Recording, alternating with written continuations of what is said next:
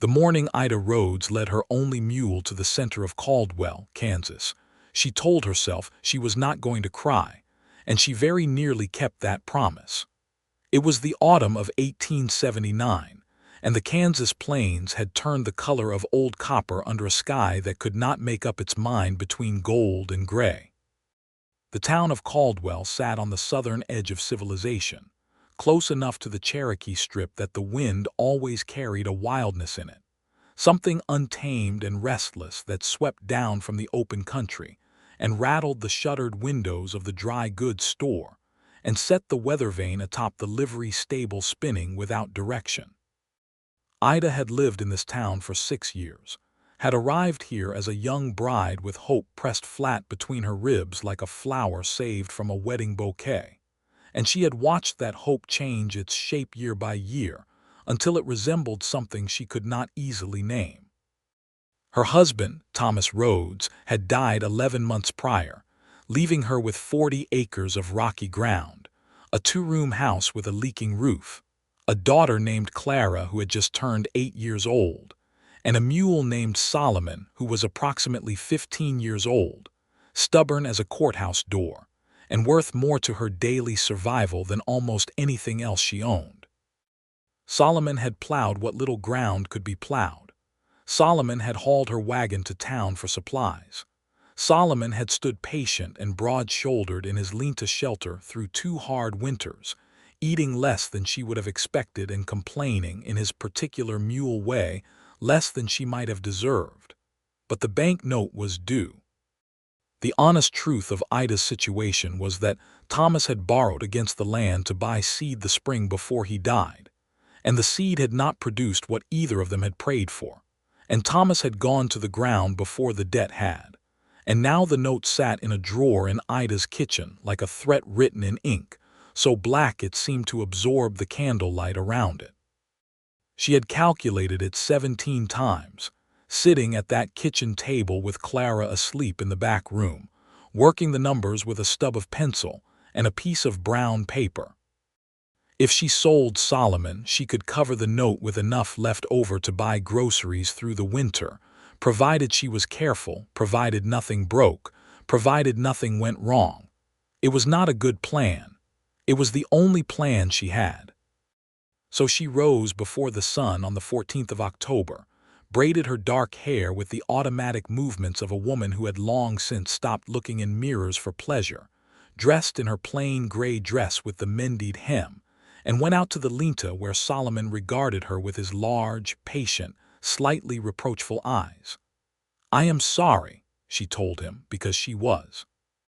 She led him to town by the rope, walking the 2 miles in the early dark, arriving in Caldwell as the horizon began to blush pink in the east.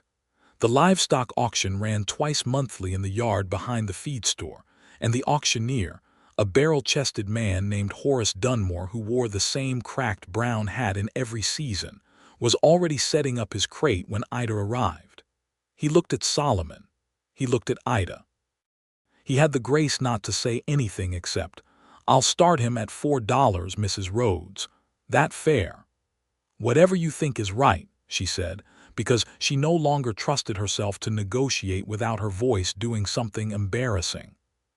The yard filled slowly as the sun climbed. Farmers came. Ranchers came. 2 men from the big outfit east of town came and looked at everything with the bored eyes of men who could afford to be selective. A few townspeople drifted over to watch, the way people in small towns always drifted toward any event that broke the ordinary surface of the day. Ida stood to the side with her hands folded in front of her and her chin level, because she had decided that much. Whatever happened, she would keep her chin level. It was then that the stranger rode in. He came from the North Road, which meant he had not come from any of the outlying farms, and the horse he rode was a dark bay gelding that moved with the kind of easy confidence that spoke of being well-kept and well-trained. The man himself was broad through the shoulders and lean elsewhere, somewhere in his early 30s if she had to guess, with a face that had been weathered by sun and wind into something that looked as though it had been made for the outdoors and had made peace with that arrangement. He wore a plain dark coat over a collarless shirt, trail-worn boots, and a hat that had been good once and was still decent. There was a rifle in the scabbard on his saddle and a pistol at his hip, which was not unusual for the territory in 1879, where men rode armed as a matter of practical sense rather than particular menace. He tied his horse at the rail beside the feed store and came to stand at the edge of the auction yard with his thumbs hooked in his belt, watching the proceedings with a calm, attentive expression.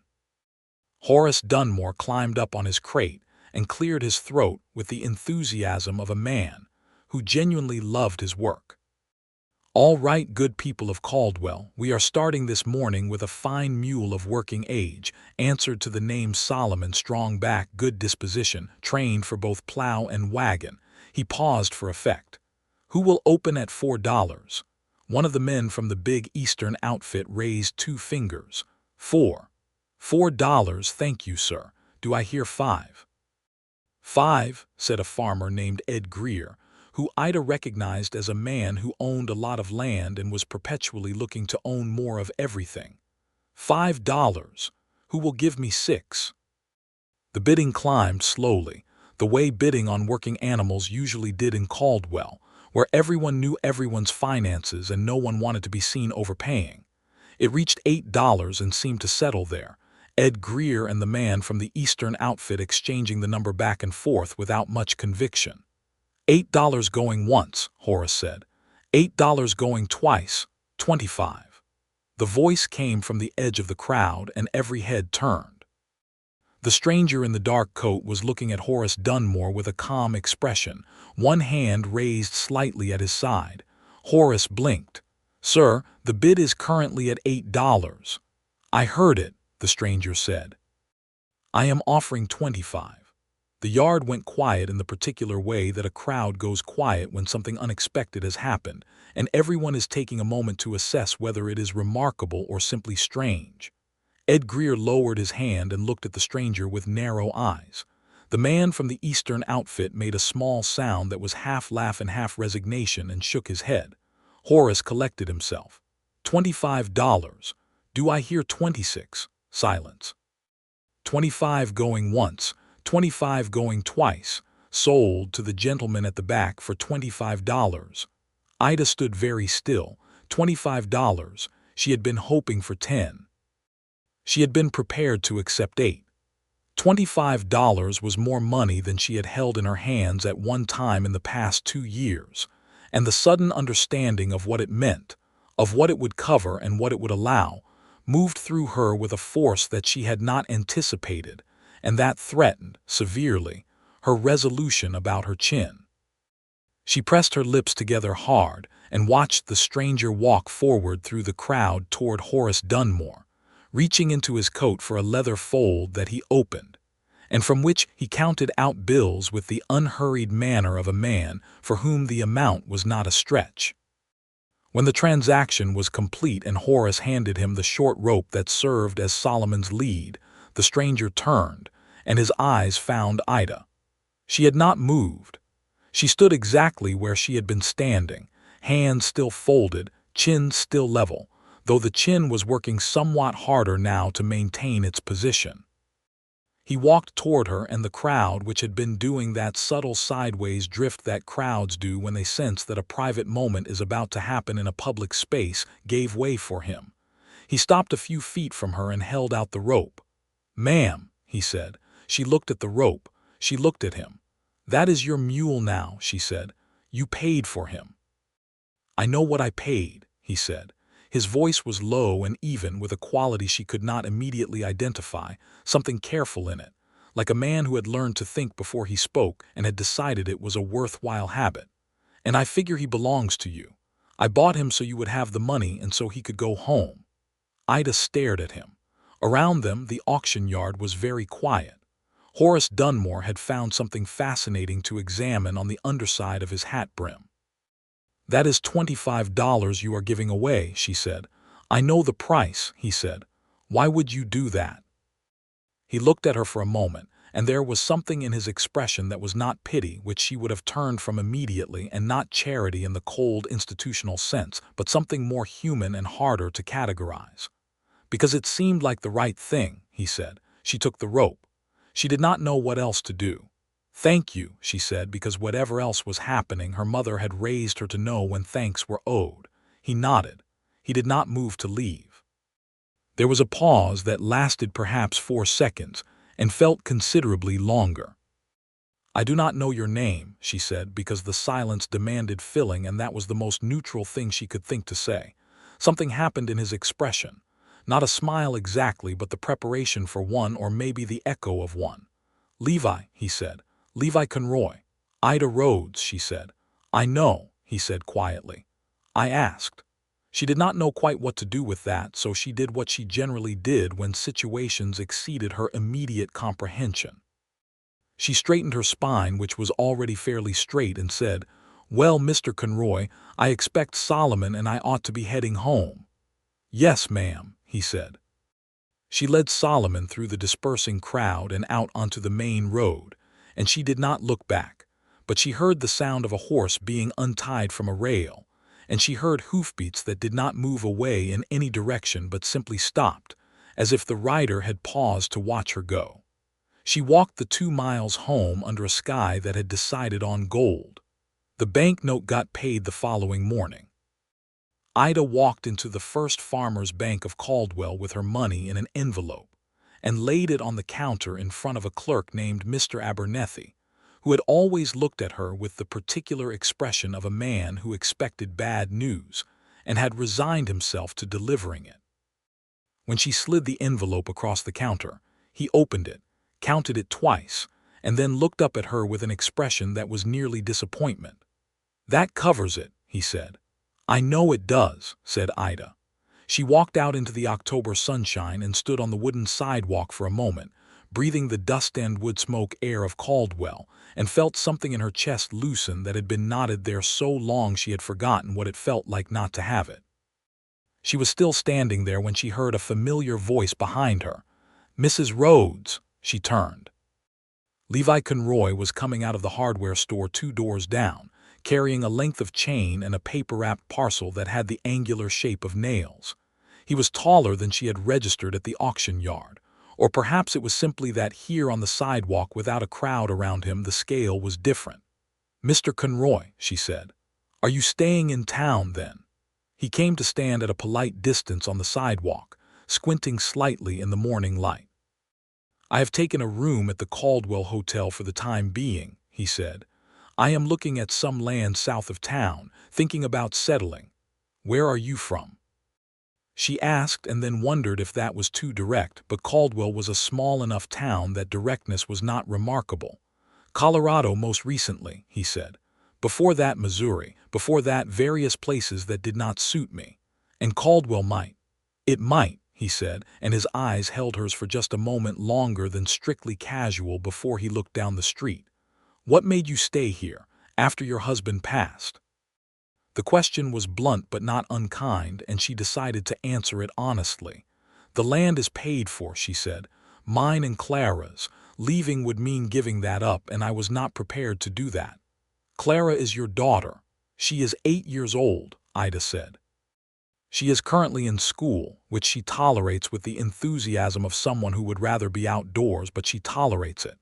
He smiled at that, and it was the first full smile she had seen from him, and it changed his face considerably. It made him look younger and less guarded and somewhat dangerous in a way that was not the least bit threatening. That is a reasonable position on school, he said. She laughed. It came out before she had planned it, short and genuine, and she was surprised by it. She had not laughed in a while. They stood on the sidewalk in the October morning, and the town moved around them, wagons and horses and the distant sound of the blacksmith's hammer, and Ida thought that there was something easy about talking to this man that she had not expected and did not entirely know what to do with. I should get back, she said eventually. I have a roof that needs attending. Half the shingles on the north side have been arguing with the weather for some time. Do you have someone to do that work? He asked. I do it myself generally, she said. He looked at her steadily for a moment. I have been told I know my way around a roof, he said, and I have the afternoon free. She opened her mouth to say no, because that was the sensible answer, because accepting help from strangers was the kind of thing a woman in her situation was supposed to be cautious about, because every piece of practical wisdom she had accumulated in 30 years of living told her that obligations created by favors were not always comfortable to repay. She closed her mouth. She looked at Levi Conroy on the sidewalk with his chain and his nails and his straightforward eyes, and she thought about Thomas's rotting shingles and Clara's bedroom ceiling, and the coffee tin with the lid she used to catch drips when it rained. "I would not say no to that," she said carefully, "though I cannot pay you for it." "I did not ask to be paid," he said. "You asked nothing," she said, remembering the auction yard, "except my name." Something moved across his face at that, a recognition or a private amusement, she could not tell which. "I suppose I did," he said. They agreed that he would come out to the farm that afternoon. She told him the road, and he nodded like a man who was good at remembering directions, and they went their separate ways on the Caldwell sidewalk with the October wind moving between them. Ida walked back to collect Solomon from the hitching post where she had left him, and rode home with her hands on the reins and her thoughts in a complicated formation she chose not to examine too closely. Clara was home from school when Ida arrived, sitting on the front step with a slate board on her knees, drawing something that looked either like a horse or a very ambitious chicken. She was a compact, serious child with her father's brown eyes and her mother's stubborn chin, and she looked up at the sound of Solomon's hooves with an expression that shifted from concentration to inquiry. "Who was that man at the auction this morning?" Clara asked. "Nettie Greer said her father said some stranger paid too much for our mule." Ida dismounted and tied Solomon's rope to the post. "His name is Levi Conroy," she said. "He is from Colorado. He is going to fix the roof this afternoon." Clara absorbed this. "Why?" "Because it needs fixing," Ida said, which was not really an answer to the question that had been asked, and Clara, who was 8 and sharp, clearly knew it but decided to let it go for the moment. Levi arrived at 1:30 with his horse and a pair of saddle bags that turned out to contain, among other things, a hammer, a hatchet, and a quantity of cedar shingles that he had apparently acquired at the hardware store that morning. He looked at the north side of the roof for about 30 seconds and then looked at Ida with an expression of diplomatic restraint. "She has been holding on," he said. "She has been doing her best," Ida agreed. Clara had appeared at the front door and was regarding Levi with the unself-conscious scrutiny that children apply to new arrivals. He looked at her. She looked at him. "Do you know how to ride?" she asked. "I do," he said. "Better than just sitting on a horse." "I have been told so," he said, with complete seriousness. Clara considered this satisfactory and retreated into the house. Levi watched her go with something like amusement playing at the corner of his mouth, and then he got to work. Ida watched him work, not because she was idle. She was never idle. She went about her afternoon tasks of water hauling and garden closing and wood stacking. But she watched the way you watch something that is being done well, with a quiet appreciation for competence.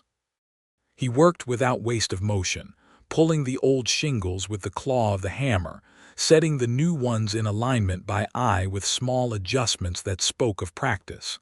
He did not whistle. He did not talk much. But when he descended the ladder at intervals for water or to reposition, he would sometimes say something brief about the work, what he found, what he planned to do about it, and she would answer. And it was easy in the way that conversation is easy between people who are not trying to impress each other. By the time the sun began its descent toward the flat horizon, he had done the north face and most of the west, and he came down the ladder for the last time and accepted the cup of water she offered and drank it standing in the yard. "I can finish the rest tomorrow if you are willing," he said. She should have said she had imposed enough. She said, "The coffee is on early." The smile again, brief and transforming. "That is a good offer," he said. He came the next day and the day after that. By the end of the third day, the roof was sound. By that point, Clara had decided that Levi Conroy was acceptable, which she communicated not through any direct declaration, but through the fact that she began bringing her slate board outside to do her schoolwork in the yard while he worked, and eventually began asking him questions about horses with the relentless curiosity of a child who has found a willing expert. Levi answered every question.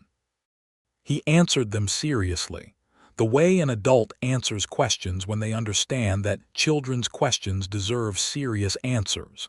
And Clara, who had a good instinct for condescension and zero tolerance for it, recognized this and rewarded it with her full confidence. Ida watched this from the kitchen window one morning while she made biscuits, her hands working the flour automatically, while her eyes rested on the figure of her daughter sitting cross-legged on the ground beside the ladder, talking up at the man on the roof with the easy comfort of a child who had, without any announcement, decided to trust someone. Something shifted in Ida's chest, something careful and complicated. Thomas had been a good man. She needed to say that to herself clearly and often, because she owed him that and also because it was true. He had not been easy, because nobody who knew real hardship was easy, but he had been honest and hardworking, and he had loved her and Clara in the uncomplicated way of a man who was not given to demonstration, but whose steadiness was itself a kind of devotion. When he died, from a fever that came on fast and left faster, taking him in 5 days between a Sunday and a Thursday, she had mourned him with the totality of someone who had given their whole life to a partnership, and could not immediately imagine any other configuration of existence.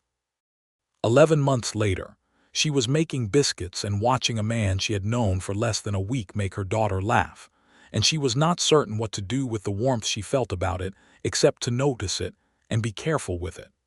On the Saturday following the completion of the roof, Levi came by not to work, but simply to visit, arriving at mid-morning with his hat in his hands and a slightly less certain expression than she had yet seen on him.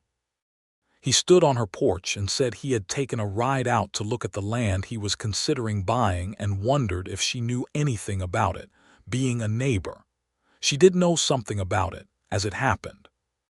It was the Havorson parcel, 45 acres of decent grassland about 3 miles southeast, with a creek and an old cottonwood stand, and the remnants of a homestead that had been abandoned when the Havorsons gave up and went back east 6 years ago. It was good land if you had the patience for it.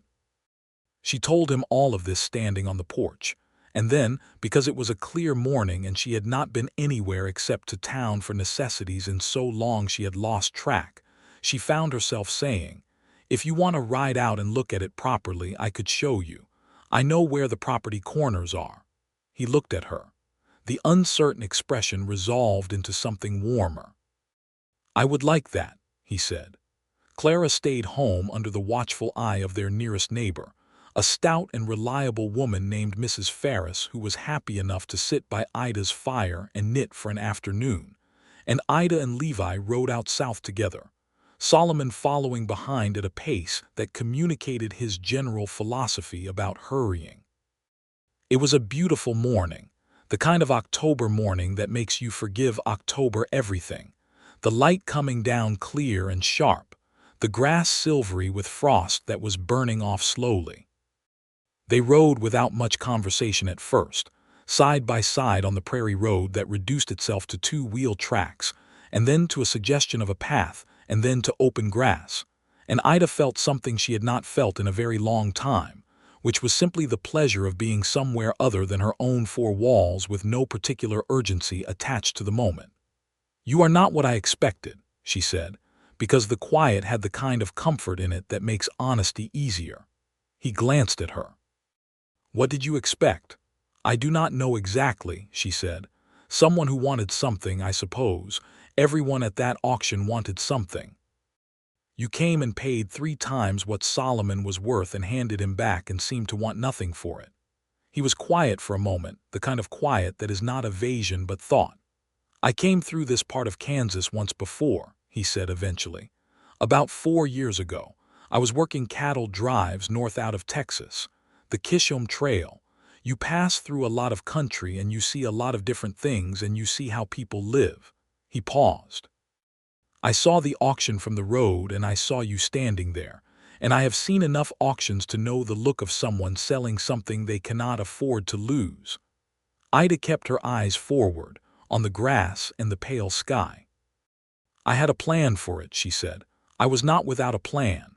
I know you had a plan, he said, and his tone carried no dismissal. I just thought there might be a better one.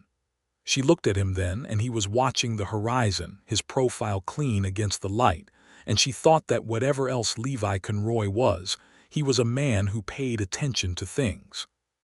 Not the collecting, cataloging attention of someone who stored information for advantage, but the steady attending kind, the kind that sees what is there and responds to it without pretension. Tell me about the cattle drives, she said. He did. He talked for the rest of the ride to the Havorson land, and it was not the boastful talk of a man performing his history for an audience, but the way a person talks when they are telling you something real. He had been 20 years old when he first went up the trail from San Antonio, working for a rancher named McAllister who paid fair wages and asked hard work in return. He had gone up 4 times over 4 years, and each time the country north of Texas had seemed more like the kind of place where a man could stop moving and make something. And then one season, he'd got a letter from his mother in Missouri saying she was ill, and he'd gone back east, and she had recovered. But somewhere in the going home he had understood that he was not going back to Texas, that the cattle driving part of his life was finishing and something else was beginning. And he had spent the past 2 years working ranch jobs in Colorado and saving money and thinking about what he wanted his life to look like. And this is what you came up with, she said. Kansas. Kansas, he agreed. The land is fair and the price is right, and Caldwell is a real town, not a camp. People are staying. They reached the Havorson parcel, and Ida showed him the property corners, the old fence posts that marked the southeast angle, the rock pile that indicated the northwest, the creek cutting through the lower third of the property with its fringe of cottonwoods bare now and gray, but full of the potential of spring. He walked the land with her, and she watched him look at it the way a man looks at something he is seriously considering taking responsibility for, with both desire and clear-eyed assessment. It is good land, she said. You could run cattle on the north half and put in a kitchen garden and a small crop on the south half where the creek keeps the ground moist. He was looking at the old foundation of the Havorson house, the stone base still solid, the wood collapsed and rotted above it. Foundation is still sound, he said, more to himself than to her. Could build on this. You would want to clear the old timber first, she said. I know, he said, and then he looked at her with an expression she could not entirely read, direct and thoughtful, and carrying something behind it that she chose not to presume to interpret. It would be a lot of work for one person. Everything out here is a lot of work for one person, she said. It is, he said simply. They rode back in the gold of the early afternoon, and when they came up to Ida's farm, he helped her unsaddle Solomon and left him in the lean-to with his oats, and then he stood in the yard for a moment as though he was not quite ready to go but was not sure what reason to offer for staying. I am making supper, she said, if you have no other plans. I have no other plans, he said. So Levi Conroy sat at Ida Rhodes's kitchen table that evening and ate salt pork and beans and cornbread, and Clara monopolized the conversation with an account of a dispute at school involving a boy named Amos Tucker who had declared that girls could not read maps, a claim Clara had disproved so thoroughly that Amos had apparently not spoken to her since. Good, said Levi.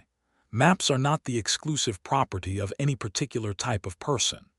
Clara pointed at him with her fork. That is what I said. Then Amos is missing out on a good map reader, Levi said. Clara nodded with finality and returned to her beans.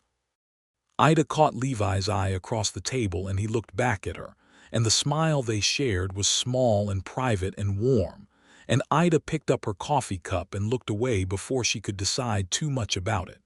He bought the Havorson land the following week.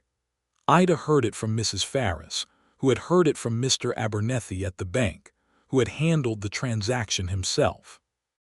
Levi Conroy had paid cash, which was unusual enough in Caldwell in 1879 to make Mr. Abernethy mention it to several people, and he had filed the deed at the county office in a single afternoon.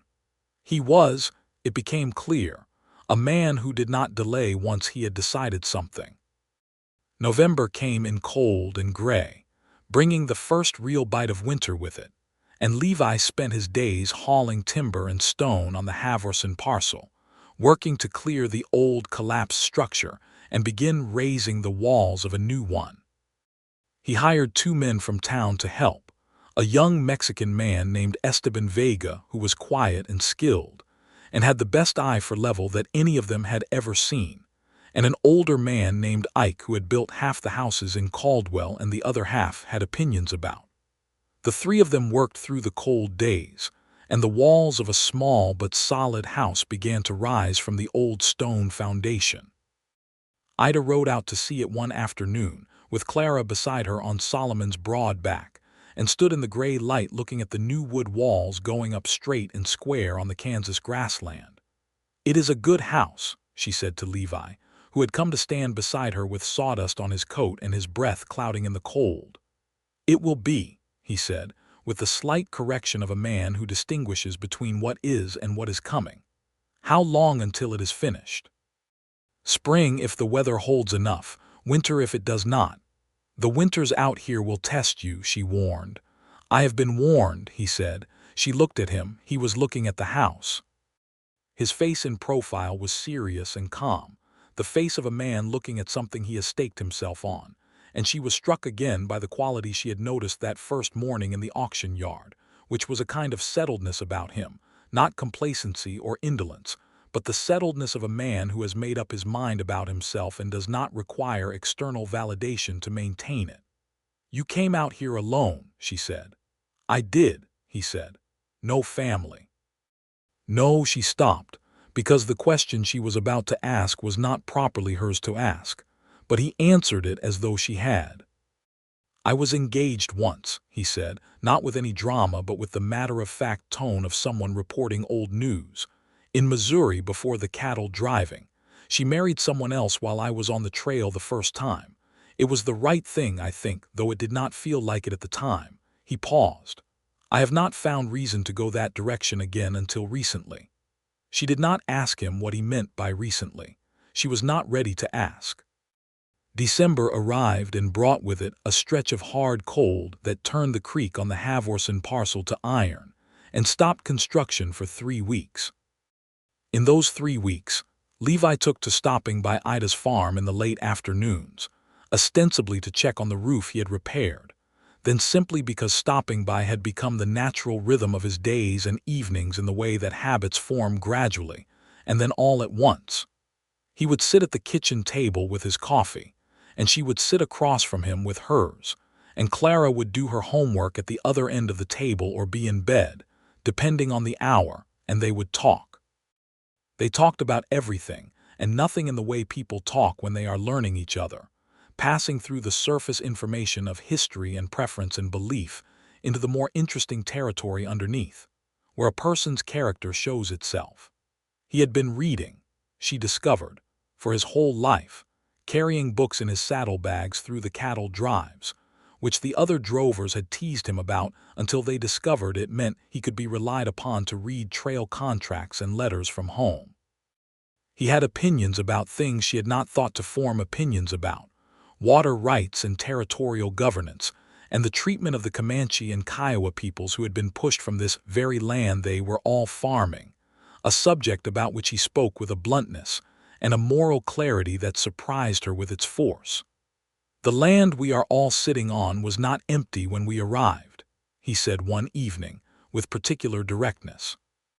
"The people who lived here were moved by force and called savages for resisting, and the history books will probably not tell it straight, but that is what it was." She was quiet for a moment. "Thomas felt that too," she said. He did not talk about it often, but he did not like what he saw in the newspapers. "Most people in Caldwell would rather not think about it," Levi said. "Most people in Caldwell are trying to survive their own winters," she said, which was not a defense exactly but an acknowledgment of how the world worked. "That is true," he said, and he did not argue it, but she could see him thinking, and she liked watching him think. It was an honest process on his face, not performed consideration but the real kind. On a cold evening in the middle of December, Clara fell asleep at the table over her spelling primer, and Levi helped Ida carry her to bed with the practiced ease of someone who had understood immediately where to put his hands to avoid waking the child, setting her down with a gentleness that was neither showy nor hesitant but simply there, and then followed Ida back to the kitchen and helped clear the table and accepted more coffee and sat back down. They sat across from each other in the lamplight, and the kitchen was warm, and outside the wind pushed at the windows with a sound like something asking to come in, and Ida thought about what she had been not thinking for 6 weeks. "I need to ask you something," she said, "and I would like you to answer me honestly." He set his coffee cup down. He looked at her with his full, steady attention. "All right," he said. "What is this?" she said, gesturing slightly, indicating the table, the kitchen, the accumulated evenings. "Because I think I know, but I want to hear it from you plainly." He was quiet for a moment, not in the way of someone gathering courage, but in the way of someone choosing words carefully because the subject deserves it.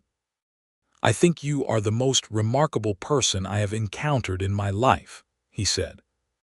"And I think I would like to spend considerable more time in your company, with the understanding that I have no expectation of anything you are not ready or willing to give. And I think if you told me right now that you wanted nothing of the kind, I would respect that and still fix whatever needs fixing on this property because it needs fixing. But I would be lying if I said that sitting here across from you was not the best part of every day that I have been in Caldwell." She looked at him for a long time. The lamplight was between them, warm and unsteady, and outside the wind made its asking sound. "Thomas has been gone 11 months, she said. "I know," he said. "People in this town will have thoughts about it. People in every town have thoughts about everything," he said. "That has not yet proven to be a good reason for me to arrange my life around their preferences." She almost smiled. "You are a difficult man to argue with," she said. "I have been told that too," he said, and now the smile was there, the real one. She reached across the table and set her hand on his briefly, just for a moment, a touch more acknowledgement than anything, and then drew it back. "All right," she said. "All right," he said. The days that followed had a different quality, a warmth that had nothing to do with the stove, a quality of anticipation that Ida had not felt in so long it was almost foreign to her, like a word in a language she had once spoken fluently, and was now remembering. She found herself taking slightly more care with her hair in the mornings. She found herself choosing the blue dress over the gray one when she knew he was coming. She did not examine these choices with too much rigor, because she suspected that rigor was not what the situation required. On Christmas Day, Levi came to dinner. Ida had made a proper meal out of what she had, which was not extravagant but was good roasted chicken that Mrs. Ferris had contributed, corn pudding, sweet potatoes from the root cellar, bread she had started the night before.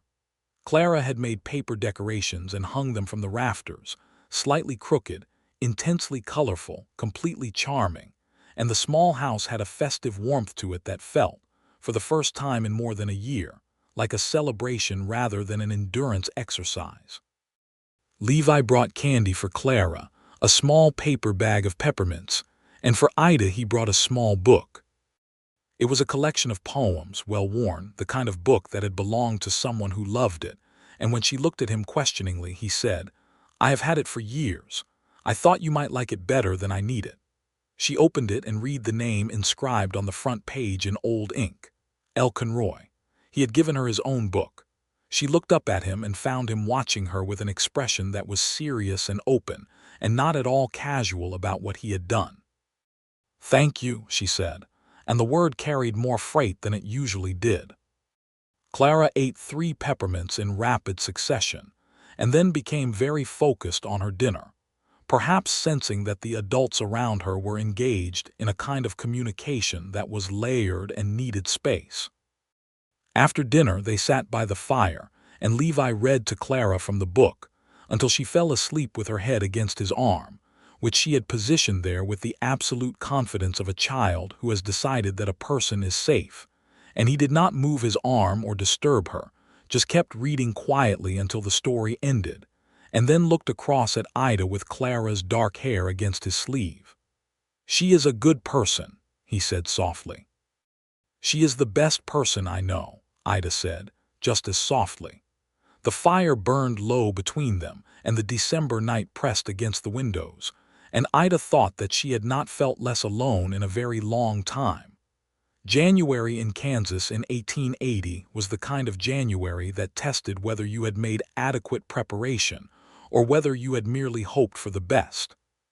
The cold came down from the north in waves, piling snow against the fence lines and making the road to town a white guessing game, and the world contracted to what you could see from your windows and what you could reach before your fingers went numb. Levi rode out every 2 or 3 days, through whatever the weather offered, and helped with the things that needed doing: the wood splitting, the water hauling, the checking of the lean-to roof which had developed an ambition to become horizontal. He did not make a ceremony of it. He simply appeared and worked and stayed for supper and rode back to town, or, on the worst nights, slept on the pallet by the stove that Ida kept made up with blankets for such occasions, which she had begun keeping made up in October with a practicality she chose to call common sense rather than optimism. On one such night, when the wind was making serious structural arguments with the east wall of the house, they sat by the stove after Clara was asleep, and Ida told him about Thomas. She told him about the early years, the good ones, when the farm had been new and the future had been theoretical and full of possibility.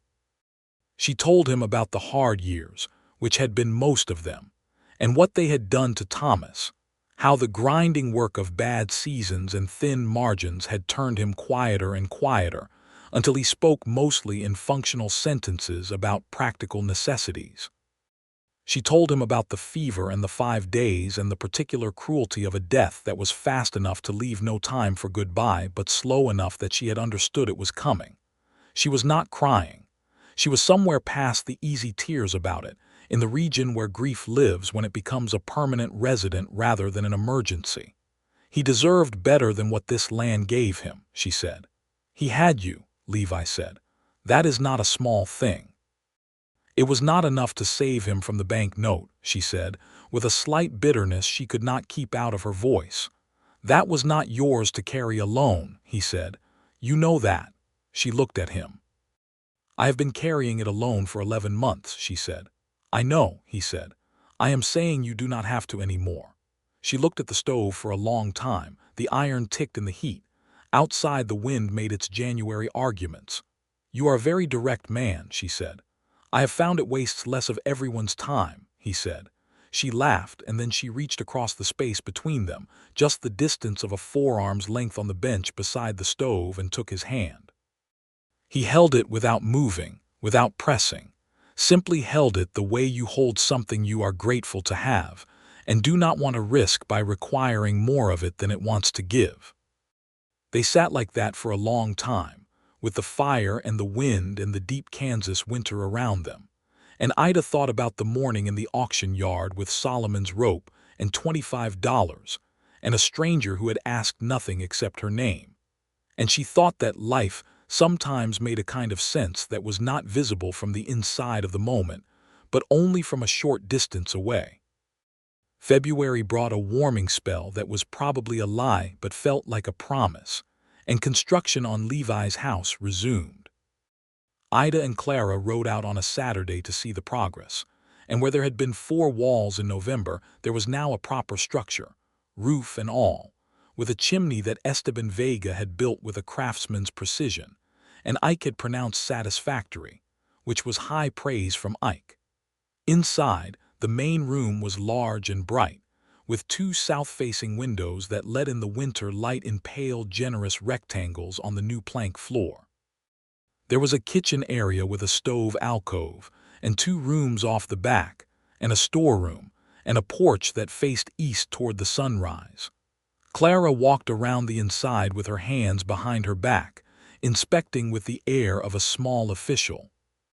"Where does the table go?" she asked. Levi pointed to the space under the south windows. "That is right," she said, nodding. "You can see the whole yard from there." Ida stood in the doorway and looked at the room with the light in it and thought, without quite meaning to, that it was a room that wanted a family in it. That thought arrived with a directness and a simplicity that surprised her and also did not surprise her at all.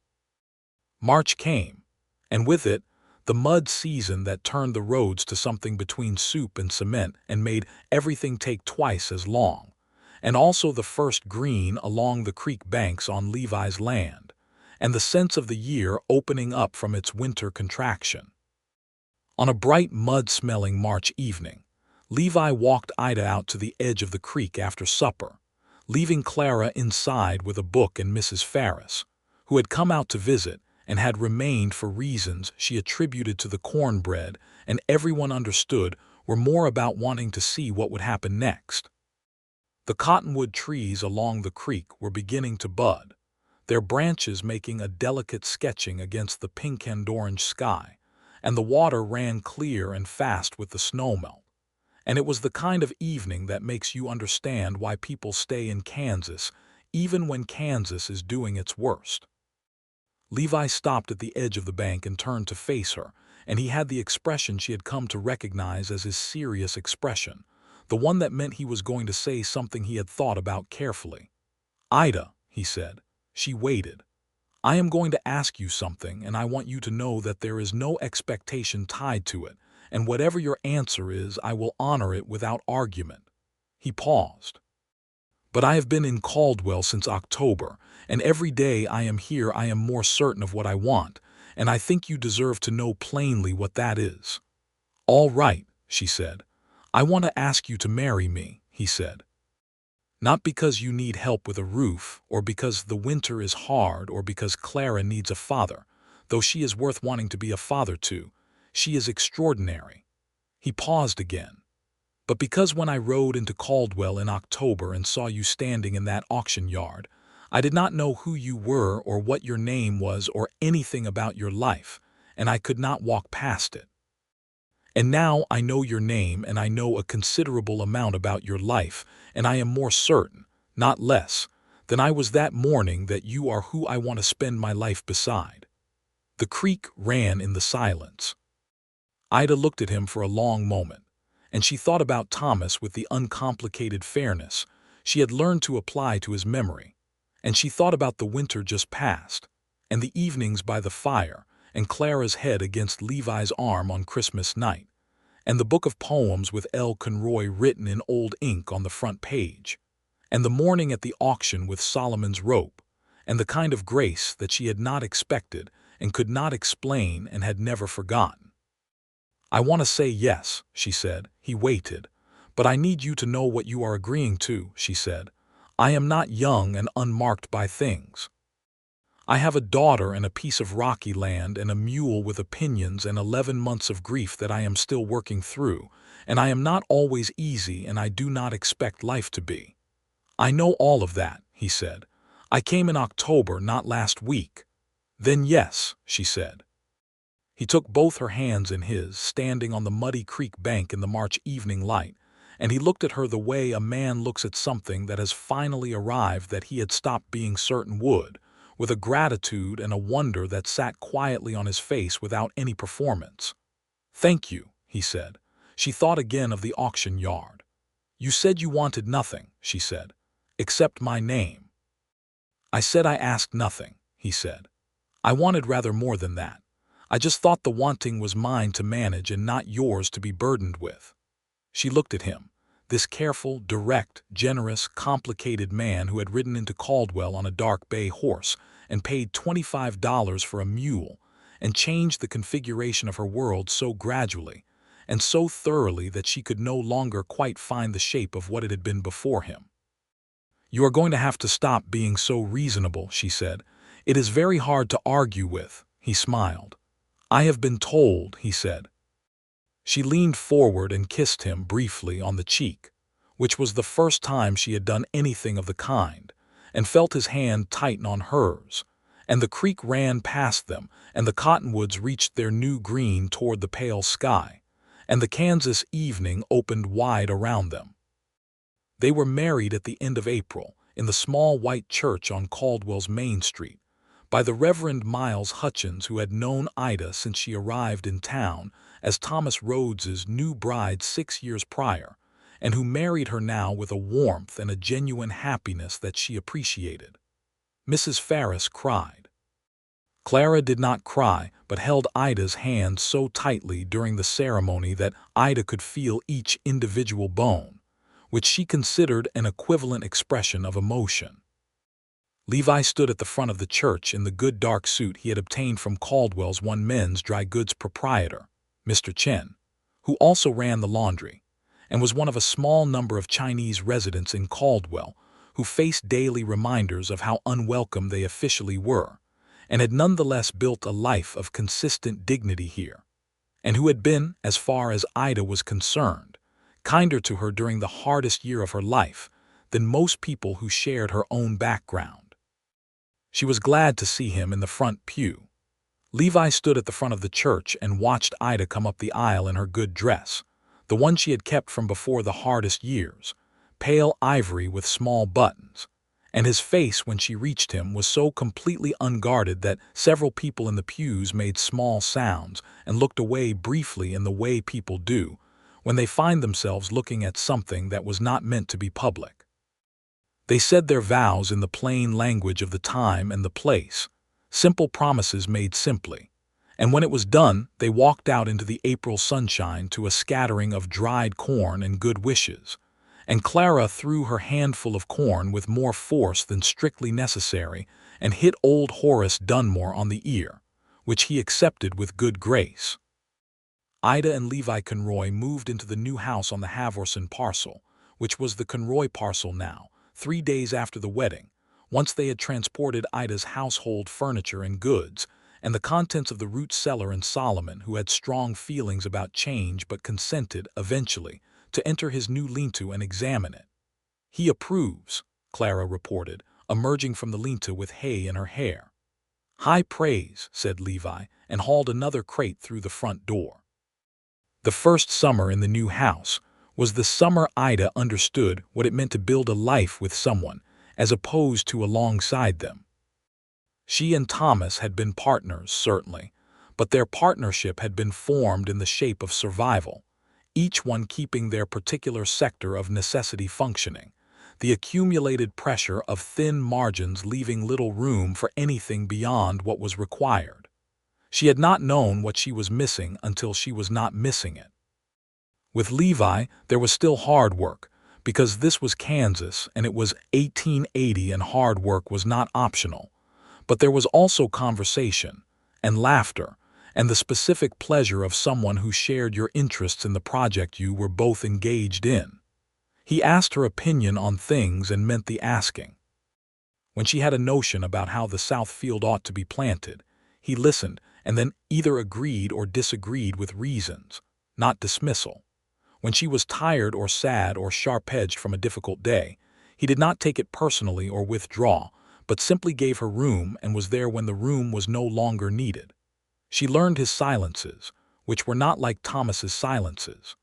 Thomas's silences had been the silences of a man going somewhere inside himself that he could not describe. Levi's silences were comfortable absences of unnecessary speech. She learned to be quiet with him in the evenings with the same ease she had learned to talk to him in the mornings. Clara bloomed. There was no other word for it. She had always been a competent, serious child, the child of a difficult year, careful in the way that children are careful when they sense the adults around them are managing more than they let on. Under the new administration of the house, which involved someone who had time and attention to spare for her particular interests, and who took her riding most mornings before school and who had taught her to whistle and to read the weather from the cloud formations, Clara became something closer to her age. She laughed more. She argued more, which Levi and Ida both privately considered a positive development. She came home from school one afternoon and announced that she had decided to become a cartographer because someone had to make accurate maps and most of the existing ones were wrong. "That is a fine profession," Levi said. "Do you think so?" Clara said, examining him carefully. "I think maps are made by people who look carefully at things," he said, "which is something you are already good at." Clara's expression went through several transitions in rapid succession and arrived at something that was as close to glowing as she generally allowed herself to get, and she went to do her homework with unusual enthusiasm. That fall, Ida told Levi she was expecting. She told him in the kitchen on a Tuesday morning with the particular directness that was becoming, after 6 months of marriage, the established language between them, sitting across the table with her coffee cooling in front of her and watching his face. He was still for one moment, the kind of stillness that is not shock but an expansion, a man taking in something that is too large for immediate comprehension. And then his face did the thing it did sometimes, the thing she had first seen in the church and that she had come to think of as his true face, the one that lived behind the careful, measured exterior, open and warm and present in a way that made her chest ache with how much she had come to love him. "Ida," he said. "I am approximately 4 months along based on what I know," she said, "which means the spring, late March, I think." He came around the table and took her face in his hands with extraordinary gentleness, and she looked up at him, and neither of them said anything for a moment. "Are you well?" he asked. "I am very well," she said. He kissed her forehead and her temple and sat back down and picked up his coffee and then put it down again, and just looked at her across the table with an expression of such complete and uncomplicated happiness that she felt it move through her like something warm. "A spring baby," she said. "Spring is a good time," he said. "You are going to be a very good father," she said, because she had been thinking it for months and it seemed like the right moment to say it. He looked at her, and the happiness in his face was layered over something quieter, something like relief. "I intend to try," he said. Clara, when told, responded with the focused practicality of a child who has given the matter advanced consideration. She asked several logistical questions about the sleeping arrangements and the division of family labor, and whether the baby would be allowed in her room, and then said, with great deliberateness, that she thought she would be a good older sister, and then left the room quickly before anyone could respond with anything that might require emotional reciprocation. "She is pleased," Levi said to Ida. "She is very pleased," Ida agreed. "She just needs a moment to process things privately." "She gets that from you," he said. "She does," Ida said. The winter of 1880 to 1881 was a good winter, by Kansas standards, cold but manageable, without the extended blizzards that some winters brought, and that tested a household's stores and nerve to their limits. Levi and Esteban Vega, who had stayed on in the area and had become something approaching a genuine friend to Levi, which mattered in a country where friendship was not made easily, spent much of the winter improving the fencing on the Conroy land. And in February, Levi brought 3 cattle from a rancher south of town to be the beginning of a small herd. Ida, in the advanced months of her pregnancy, managed the household with the competence of someone who had been running a household alone for over a year and now had the comparative luxury of help, and tried to resist the temptation to do everything she would have done if not pregnant on the grounds that she was not in fact impaired, merely occupied in another direction. Levi was attentive in a way that walked the line between caring and overbearing with reasonable success, mostly because Ida had told him clearly where that line was on 3 separate occasions, and he was good at remembering instructions. March came, and with it the mud and the pale first green of the grass, and on the 22nd of March, 1881, in the bedroom of the Conroy house on the former Havorson land 3 miles southeast of Caldwell, Kansas, with Mrs. Farris and the doctor from town both present, Ida Conroy gave birth to a boy. She was 30 years old. Levi was 32. The boy weighed 8 pounds, had his father's dark eyes and his mother's particular expression of focused assessment, and appeared from the first hour to have no intention of being anything other than fully himself. Clara came in from the kitchen where she had been kept during the proceedings and stood at the foot of the bed and looked at the baby in Ida's arms with an expression of extraordinary seriousness. "He is quite small," she said. "He is new," Ida said. "He will be larger. Does he have a name?" Ida looked at Levi, who was sitting on the edge of the bed with a slightly dazed expression that she found completely endearing. They had talked about names through the winter, the casual circling back to it conversations of two people who are aware of the subject but not quite ready to make it definite. "James," Levi said, which was what they had discussed and what Ida had been thinking since the first time she held the baby and looked at his serious 8-pound face. "James Thomas Conroy." Clara looked at her mother. Ida nodded. "For your father," Clara said. "And for whoever else he wants to be," Ida said. Clara nodded with finality, as though a matter of governance had been settled satisfactorily.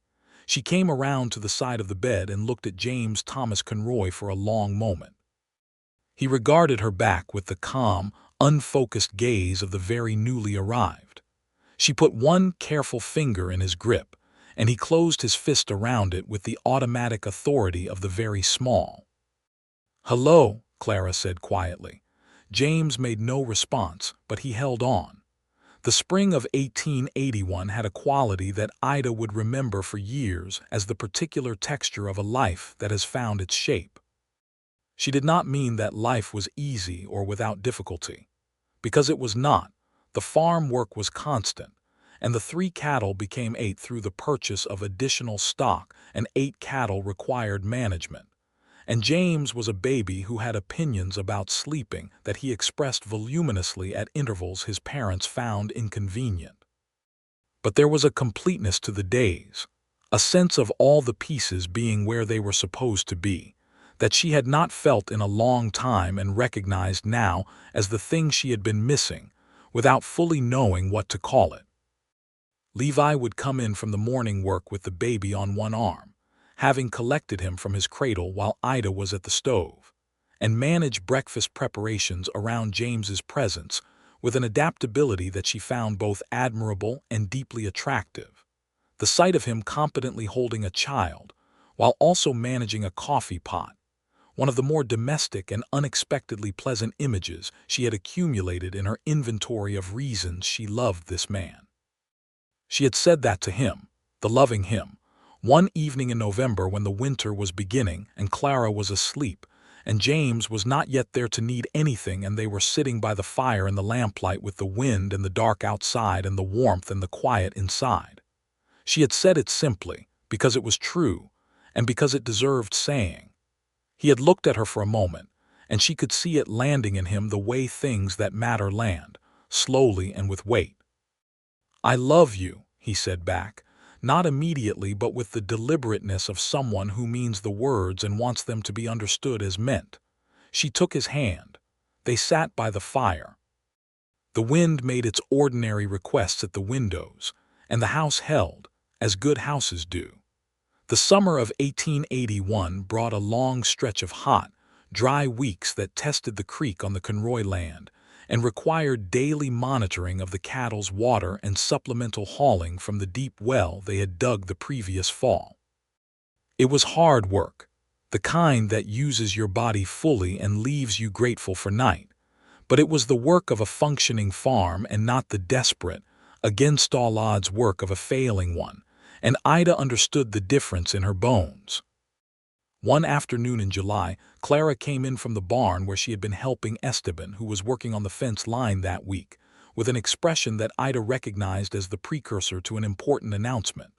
"Esteban has a sister in San Antonio," Clara said, setting her hat on the peg by the door with careful attention. "Does he?" Ida said, stirring the pot. "Her name is Rosalinda. He says she is very clever. He has been writing her letters."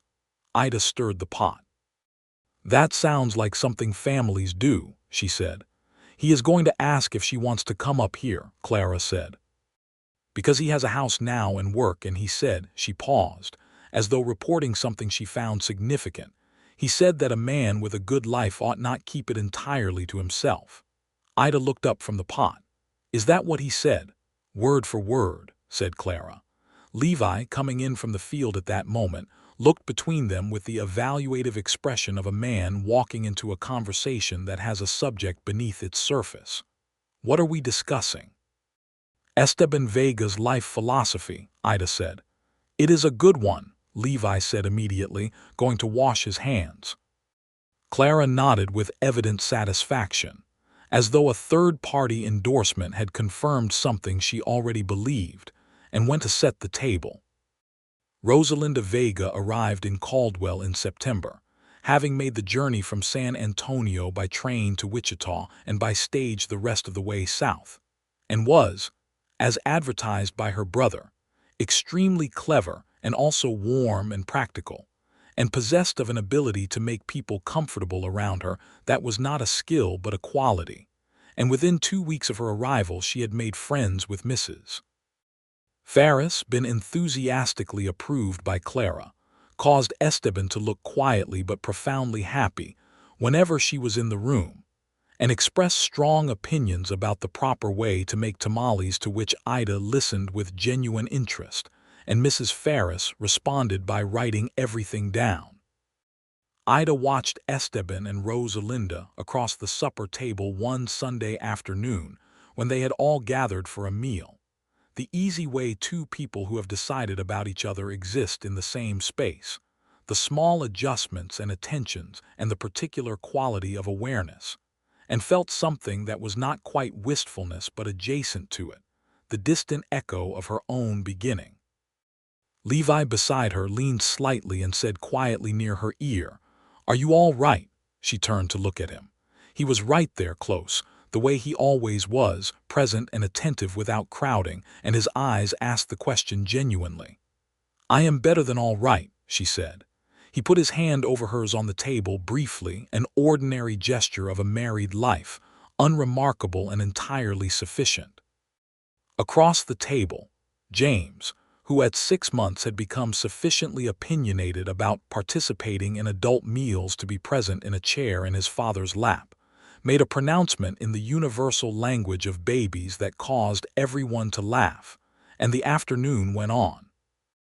In the October of 1881, exactly 2 years from the morning in the auction yard, Ida stood at the south window of the Conroy house in the early morning and watched the sun come up over the Kansas plain with the quality of light that she associated with that particular time of year, the clear copper gold of it, the way it lit the grass and the late-season flowers and the cottonwoods along the creek, which were in full autumn color, yellow and amber and a trembling pale gold.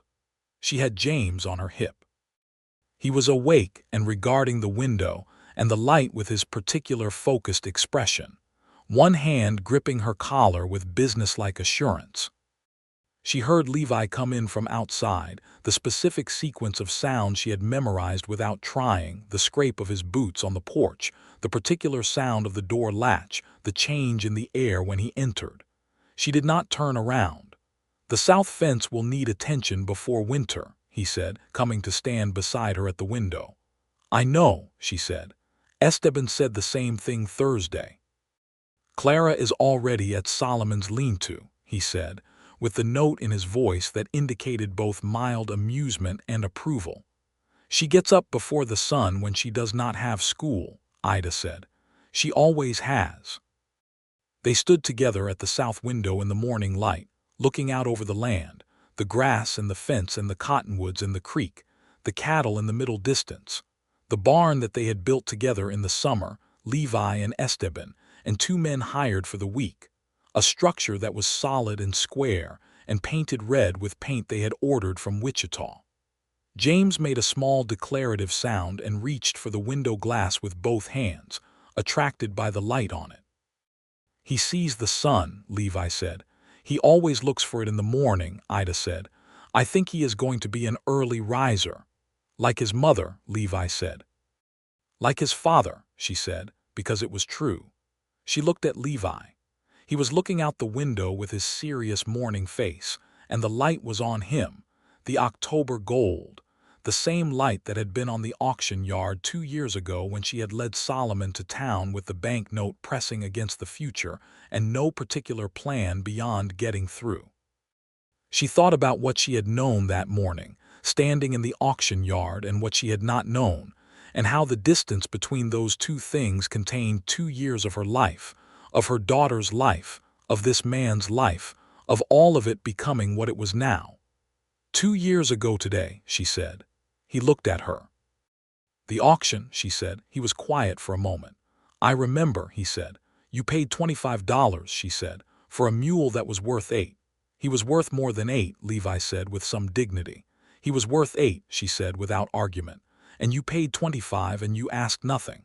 He looked at her with an expression she had seen many times now and still found herself studying, as though there was always more in it than she had fully catalogued. I asked your name, he said. You asked my name, she said. James grabbed a fistful of her hair and pulled with the uncomplicated enthusiasm of someone who has no concept of what is and is not appropriate to grab, and she laughed and detached his fingers and settled him on her other hip, and the moment that had been private opened again into the morning. I asked your name, Levi said again, more quietly, because I thought that was all I was entitled to ask, but I have been glad every day since that you gave it. She looked at him. James subsided, apparently satisfied, and leaned his head against her shoulder. So have I, she said. Levi put his arm around her, and she leaned into him, and the three of them stood at the south window in the October morning. In the house he had built on the land he had bought 3 miles southeast of Caldwell, Kansas, while the sun came up over the plain, and the cottonwoods held their autumn gold, and Solomon made his first philosophical remarks of the day from the direction of his lean-to, audible even at this distance, which was very like him. Outside, Clara came around the corner of the house on her way from the barn, her dark braids swinging, her coat buttoned wrong at the top, a piece of hay in her hair.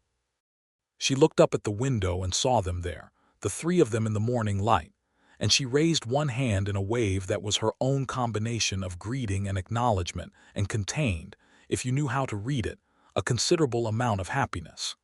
Levi raised his free hand. Ida raised hers.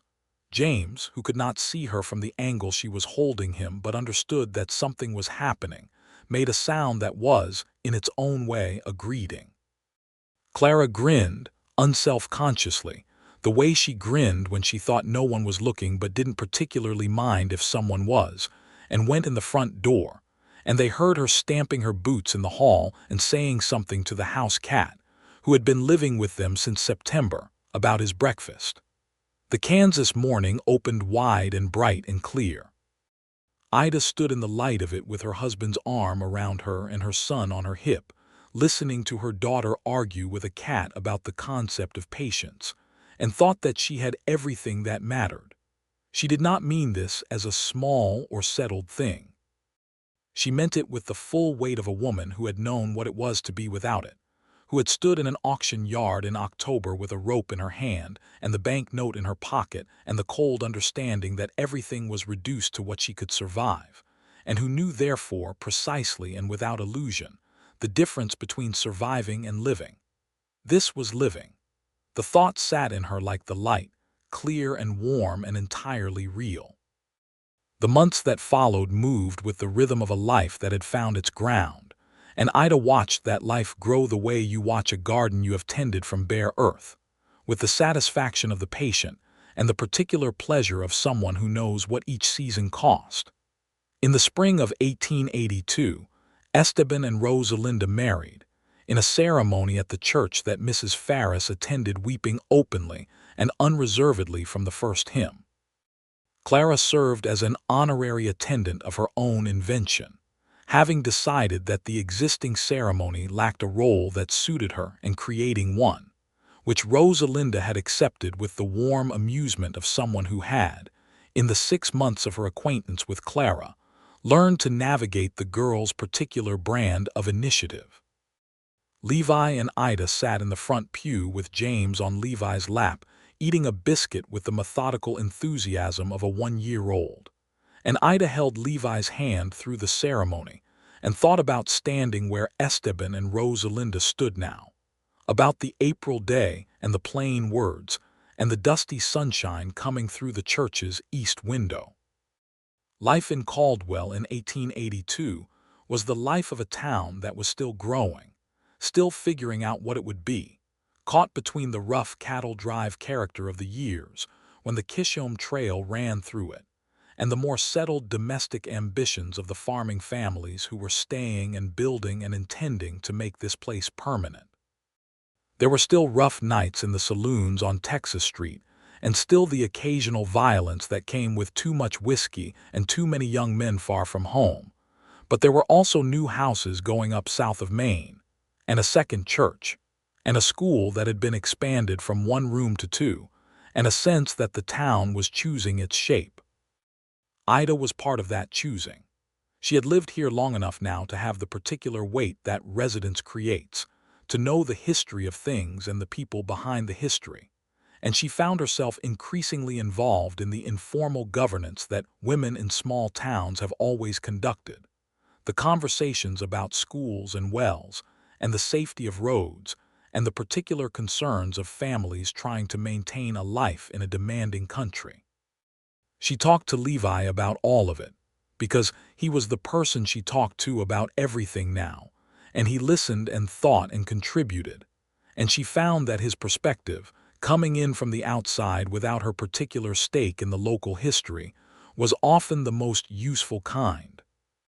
On a warm evening in the June of 1882, sitting on the east porch with the fireflies beginning in the grass and James asleep and Clara reading inside by the lamp, Ida said to Levi, "I think I would like to do something about the school." He looked at her. "What kind of something?" "There are children in this county who are not attending," she said. "'Cause the school is in town and they are too far out, or because their families cannot spare them, or because the teacher, who is a perfectly adequate teacher, has no strategy for children who struggle with reading in the ordinary way." She paused. "I was one of those children, as it happens. I taught myself to read by a method that was entirely my own, and that would have been faster with any instruction at all." "What are you thinking?" he said. "I am thinking about whether the county would fund a second teacher," she said. "Or whether there are enough families who would contribute, or whether there is some other arrangement." He was quiet for a moment, thinking, which she had learned to give him room for. "The territorial government has been discussing education funding," he said. "There was a piece in the Caldwell Post last month. It might be worth writing to the county commissioner." "I thought about that," she said. "Did you write the letter?" "Not yet." "Write the letter," he said simply. She looked at him. "It may not go anywhere." "Write it anyway," he said. "Things that do not start do not go anywhere." "Things that start sometimes do." She wrote the letter. It was not a short letter, and it was not a simple one. It addressed the practical reality of children in dispersed rural counties, the economic arguments for educated populations, and the particular needs of children who did not learn in the standard way, drawing on her own experience with enough specificity to be concrete without being merely personal. She sent it to the county commissioner in Sumner County, to the territorial education office in Topeka, and to the editor of the Caldwell Post, who printed a portion of it in the following week's edition. The response was more than she expected and less than ideal, which was usually how things went, but the county commissioner replied with interest, and 2 other families in the area wrote to Ida directly to say that their children were precisely the kind of children she had described. And by the fall, a plan had been assembled that involved a part-time second teacher, a woman named Helen Morse from Wichita who had experience with diverse learners, coming to Caldwell 3 days a week.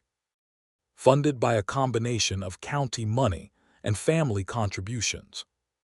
Ida told Levi about it over supper on the evening she received the commissioner's confirmation letter, and he read it and set it down and looked at her. "Well done," he said. It was 2 words and he meant them both. "I could not have done it without the letter," she said. "You wrote the letter," he said. "You told me to," she said. "You would have written it anyway," he said. "You had already decided." She probably had, she reflected. But she thought there was something to be said for the person who, when you have decided something, says do it, without qualifications or conditions, simply because they believe you should.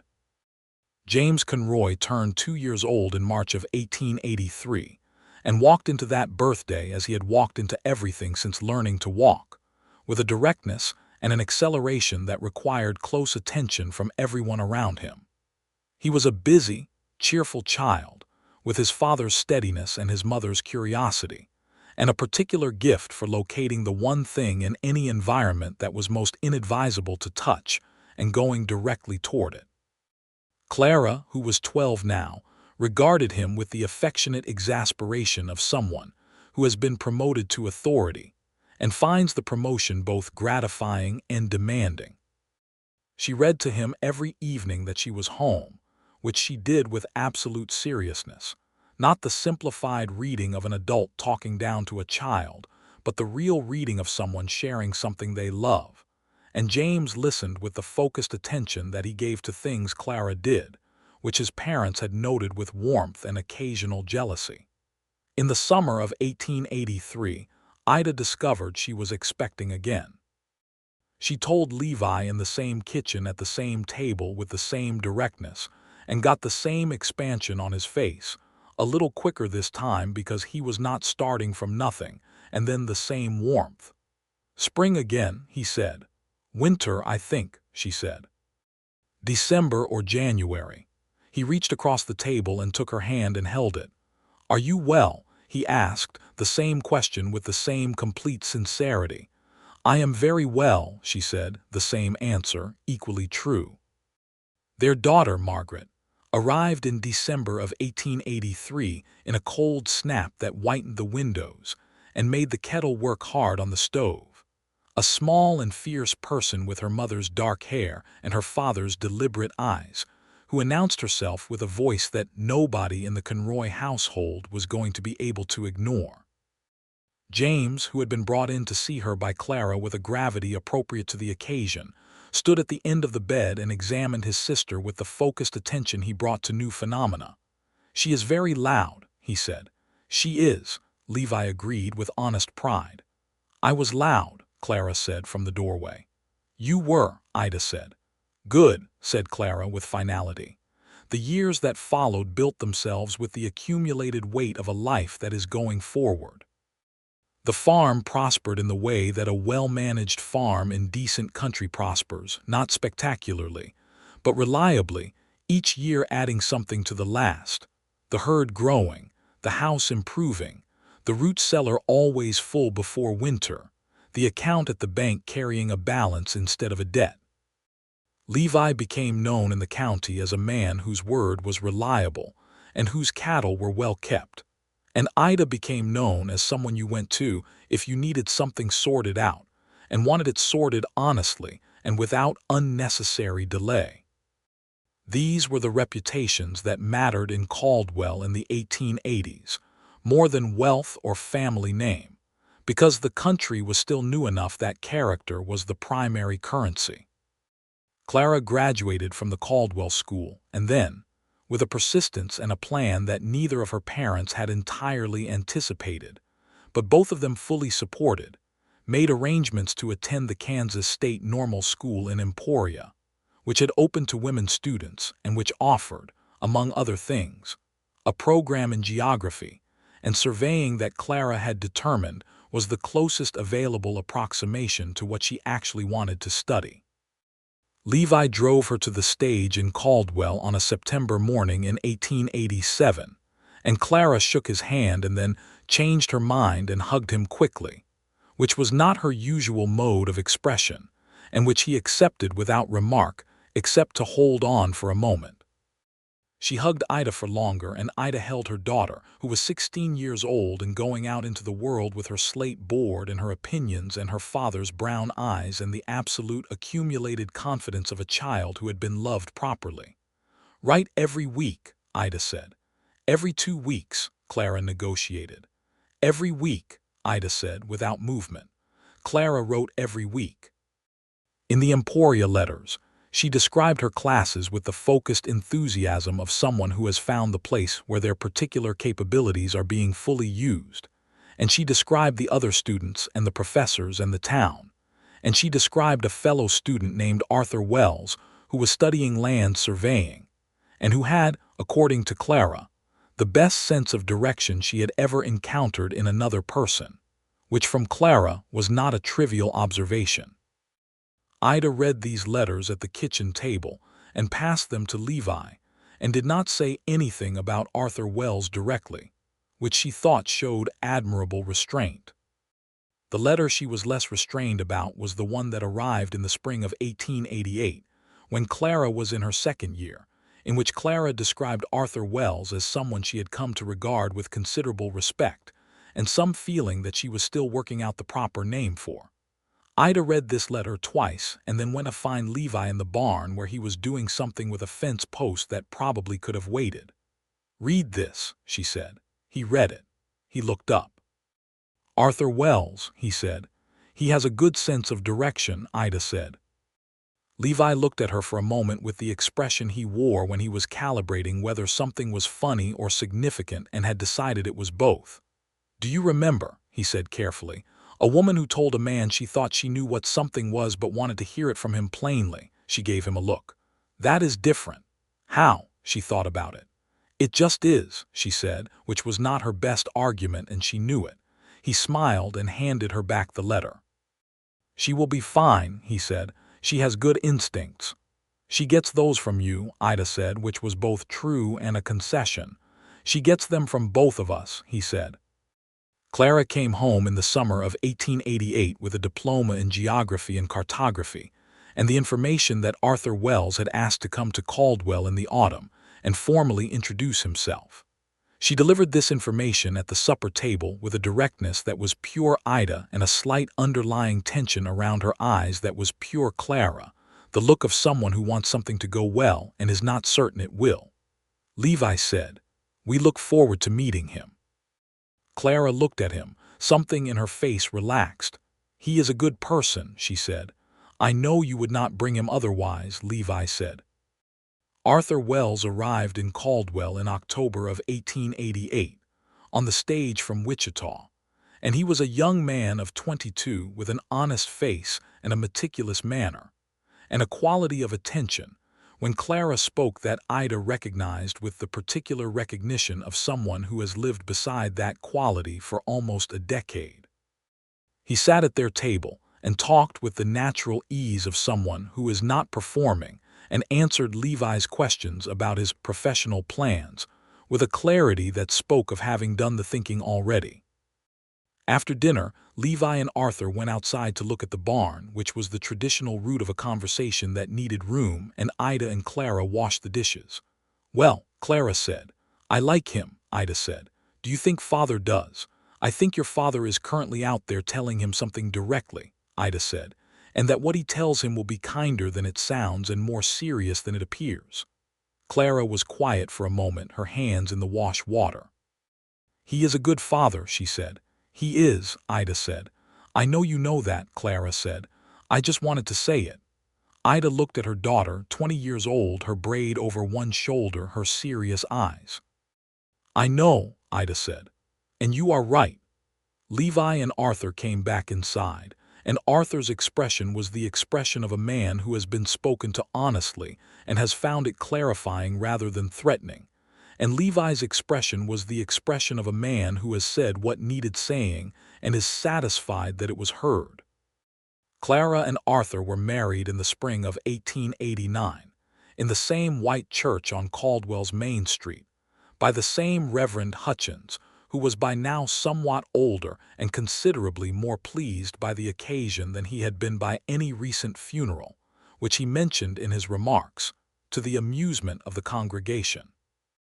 James stood at the front of the church beside Arthur with the serious dignity of a 9-year-old who has been given a significant role and intends to perform it adequately.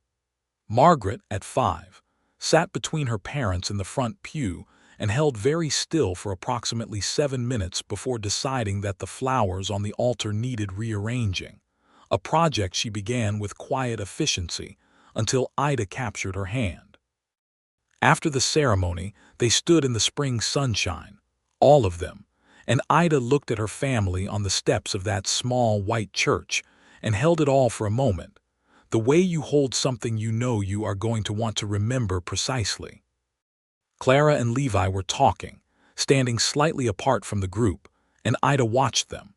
They had always talked well, the two of them, from the beginning, from the afternoons with the slate board in the yard and the questions about horses and the serious discussions of maps and weather. They stood now as equals, a grown woman and the man who had been her father for 10 years, and their conversation had the easy quality of people who have long since stopped needing to explain themselves to each other. Levi said something that made Clara laugh. Clara said something back that made Levi shake his head with fond exasperation, which was a face Ida knew well. Then Clara looked past him and saw Ida watching, and she raised one hand, the same gesture she had given from the yard on the October morning, acknowledgement and greeting and something else, something that did not have a word but did not need one. Ida raised her hand back. James appeared at her side, having escaped from his position near Arthur, and decided that proximity to his mother was preferable for the moment. He took her hand with the businesslike confidence of a child who does not consider this action to require explanation.